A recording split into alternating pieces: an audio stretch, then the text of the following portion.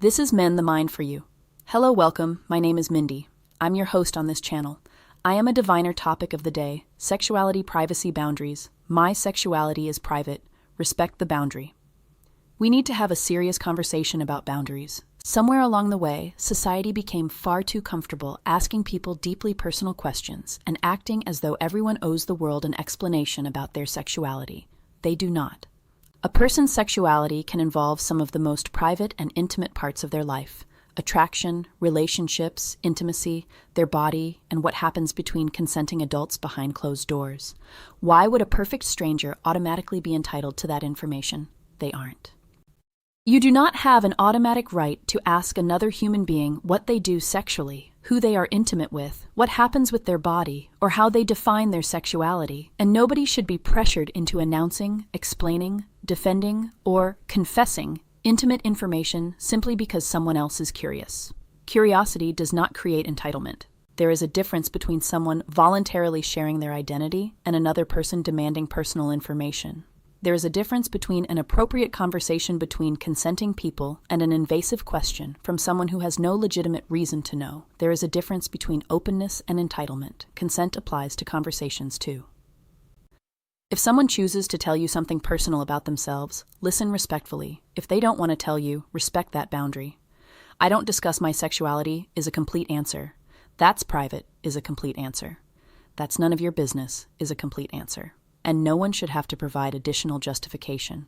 Think about how strange it would be if strangers routinely demanded detailed explanations about other intimate aspects of people's lives. What happens in your bedroom? What do you do with your partner? What do you do with your body? Why do you do it? Explain it to me. Defend it to me. Now imagine being told that refusing to answer somehow means there is something wrong with you. No, privacy is not shame.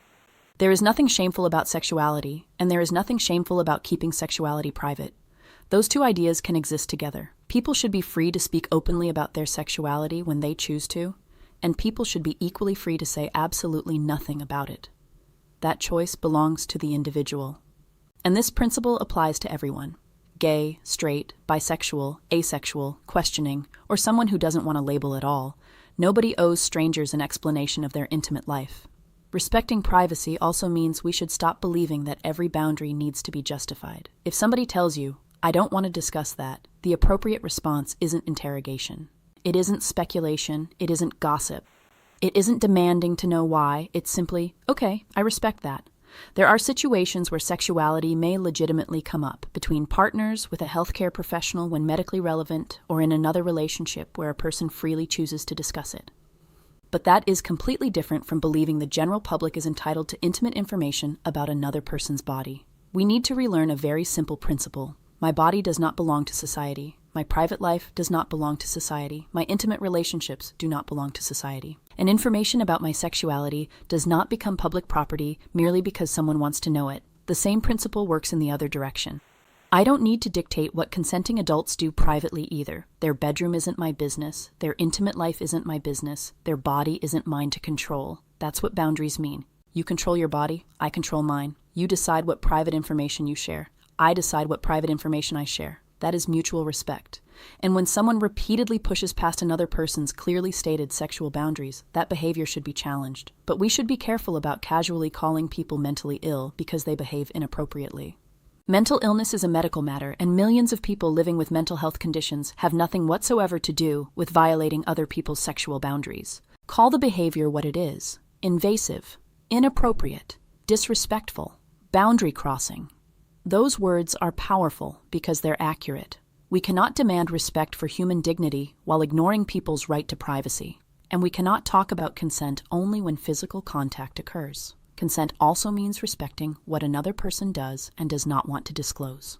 So here is my boundary. Do not ask me intimate questions and assume you're entitled to an answer. Do not demand that I categorize my sexuality for your satisfaction. Do not speculate about what I do with my body. Do not pressure me to disclose something because society has decided everybody needs a label. If I choose to tell you something about myself, that is my choice.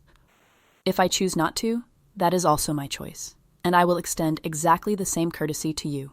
Your sexuality is yours. Your body is yours. Your privacy is yours. Your boundaries are yours. Nobody should be ashamed of their sexuality, and nobody should be ashamed of saying, "That part of my life is private." We desperately need to bring one phrase back into everyday society. Mind your own business. Not out of hatred, not out of shame, not because sexuality is dirty, but because respecting another human being sometimes means recognizing that there are parts of their life you simply are not entitled to know. Donations to Cash App. Mend the Mind for You. Privacy is a right. Consent matters. Boundaries matter. Dignity matters. And I don't want to discuss my sexuality with you should always be enough. Thank you for your support. Mend the Mind for You.